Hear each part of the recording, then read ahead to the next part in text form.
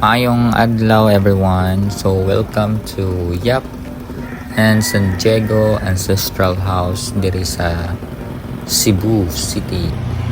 So kani nga balay guys, it was built during 1675 to 1700. Di ba karaan na kaayo. Mga turista.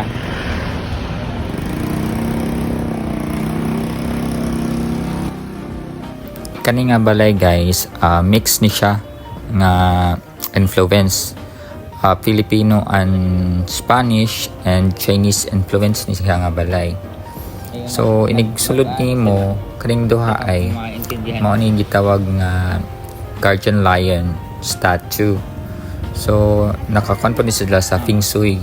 So nay Chinese influence pag enter pa lang nimo. Kaninong bahay to, chat? Makikifesta lang. Very well preserved.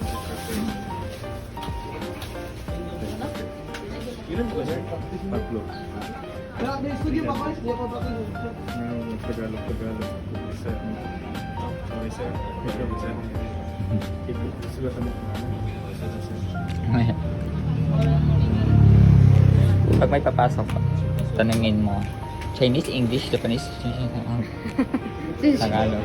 Ay, Bisaya.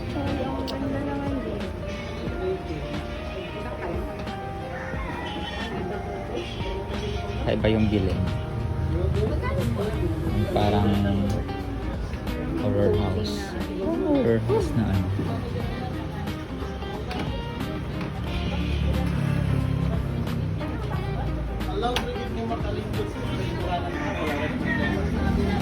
I'm up. Sila po makahikap sa mga artifacts, pero make sure na din hindi makapuan.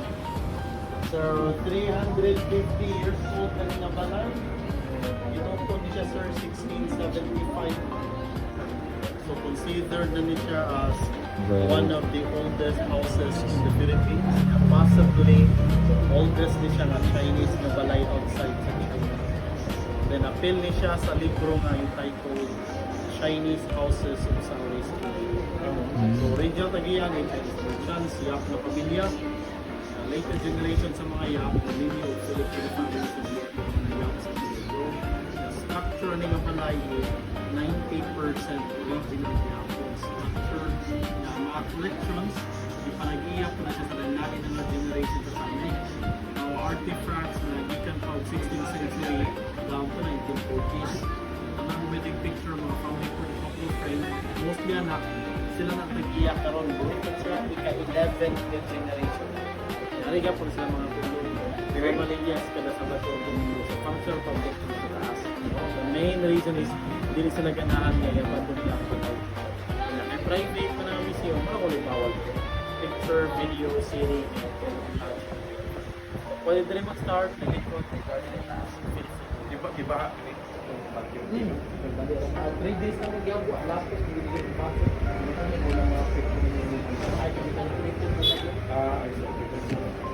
Pero wala pa. Oh my God, tumingin siya sa akin.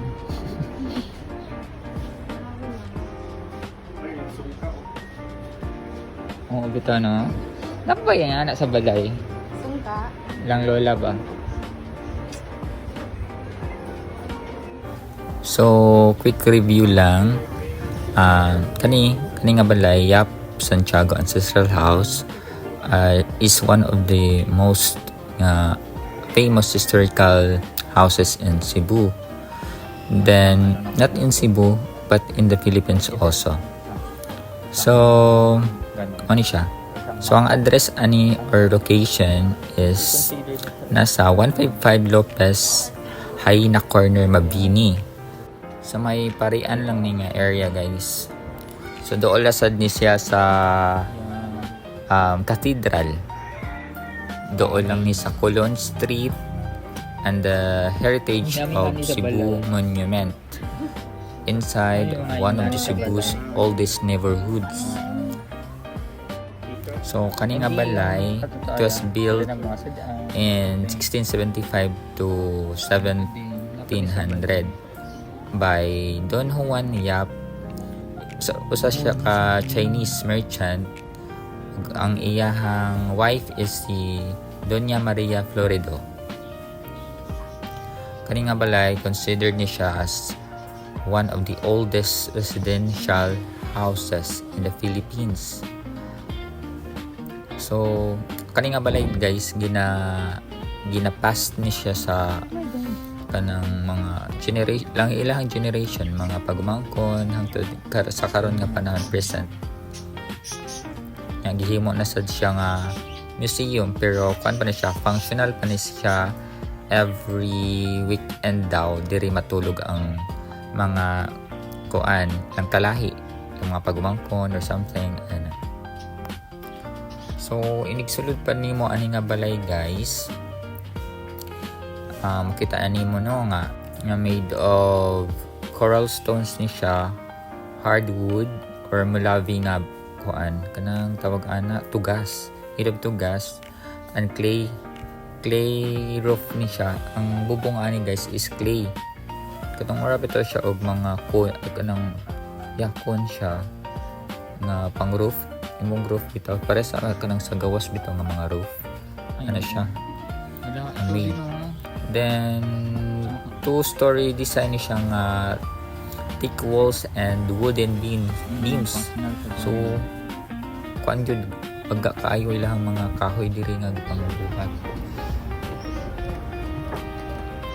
Ligon siya kaayo guys kay daghan ng bagyo ang kuan tawag ana ning labay. So tanawa lang roof ay made of clay siya, clay nga roof.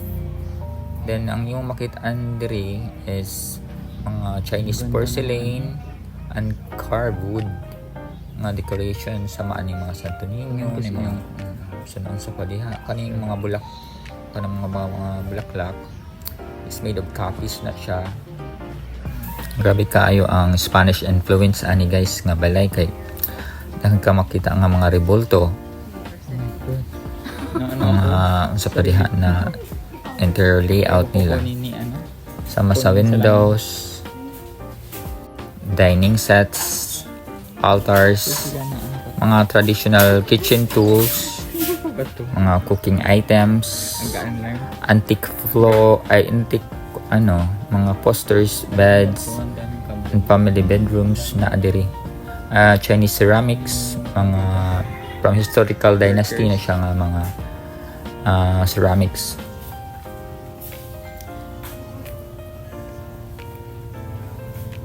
So kanang mga items diha sa sulod guys, mga authentic na siya na unpreserved from earlier centuries. May barbie na sa kanang mga collection na nila guys pa sa kanang mga namuyo diha sa unang panahon. Mga Spanish colonial times pa na siya. So karaan na kaayo. So kani nga balay guys, usually open daily around 9 AM to 7 PM na sila guys. So ang entrance diri guys tag 50 pesos lang per head. So mao na siya guys no, atong quick briefing charot sa ani nga balay para naamoy information sa historical nga balay guys. Purpose ana? So kani nga butaka guys ba, ang purpose daw ana nganong ingon ana ang forma is to kanang panganakan bitaw, gamit pala yan para mag-labor. So sige katawa kay karon pasad mi nakahibalo bang pang labor din is siya nga ganito din yung lingkuranan bahay namin tsaka ginalola. Uy, malamig yung tubig pag ganito. Mga malamig yan. Sa kayong kumain. Ito hindi pa inugasan mo. Halaka. Charot. Mahal yan, mahal. Ilang dekada na to. Buo yung ano na. Yung tunog yung hindi ano. Like yung crystal. Tableya. different na plancha. Ay, nilalagyan ng ulo sa Same dito. Ganito na abutan ko na kayo. Mayroon pa din kami yan. Ito, Mm-mm. bigat mag-plancha. Bigat nga. Tapos di ba nilalagyan ng kandila yun sa baba? Oo, para may ganito din kami sa bahay. Napaingon ani si tatay. Kanya. Sila sa tuba. Oo. Si tawag ano eh. I forgot. Hala!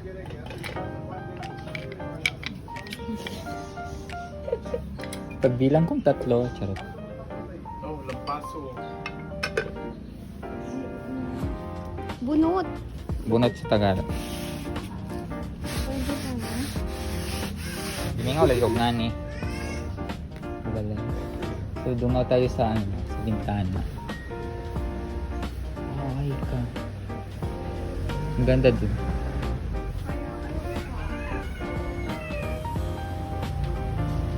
Oh my god, mura mahugmo.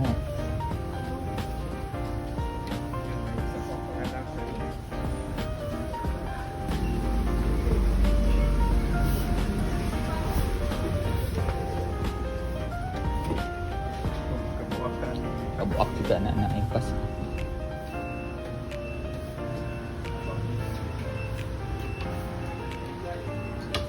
Sungka.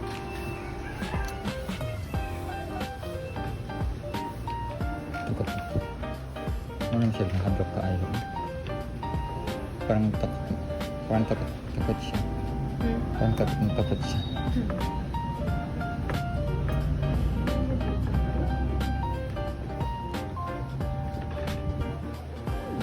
Sumigaw ka dyan sa safe?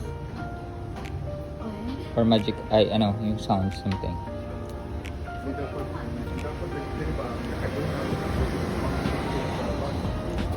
Mga pasnaya! Pinatawag ko kayong lahat. Charot.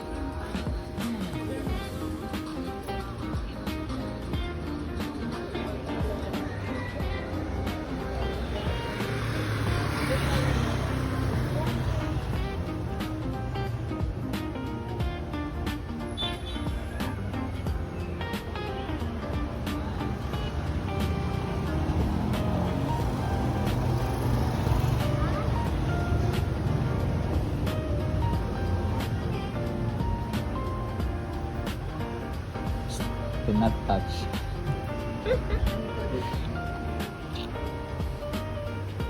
Matakot ng salamin, promise.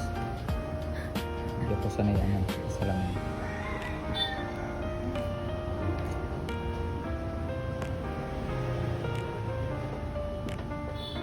Ito yung love potion. Love potion. Ano yung dala? Saan yung aberhin?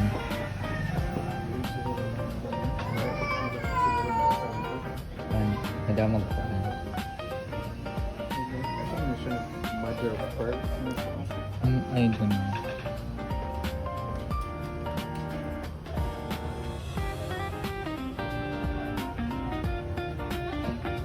Kasi siya made of copies?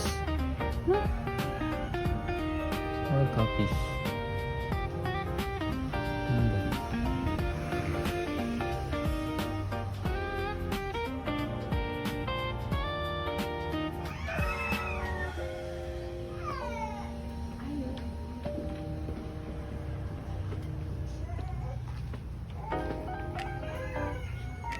Ito yung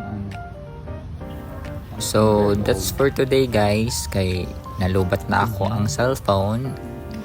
So, at least nakita ninyo or napasilip na ko ba ang 17th century nga house na pinaka-old. One of the oldest house there is sa Cebu City. So, that's for today guys. Thank you so much for watching. So, diri lang tataman. Bye-bye guys. Salamat.